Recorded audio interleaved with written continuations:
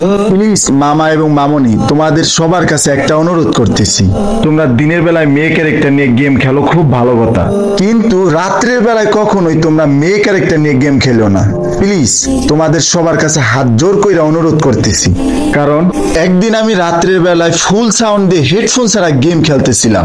আমাদের দলে একটা মেয়ে পড়ছিল, সে আবার মেয়ে ক্যারেক্টার নিয়ে গেম খেলতেছিল। তো আমরা সবাই মরে যাওয়ার পর আমাদের মেয়ে টিমমেটটাই শুধু বেঁচে আসলো। তারপর সে জোনের ভিতরে আমাদের রিভাইভ দিতে গেল। কি বলবো, ওই জায়গায় ইতিহাস হয়ে গেছে।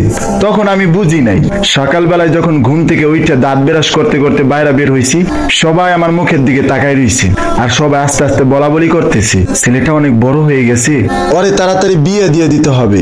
কালকে রাতে ইসি কি বলবো, সবার মুখে এই শব্দটাই। পরে আমি রুমের ভিতরে আইসে চিন্তায় পড়ে গেলাম, কি এমন করলাম কালকে রাত্রে।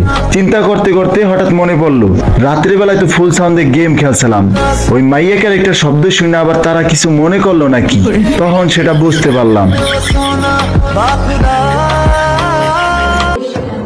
যখন পড়বে মনে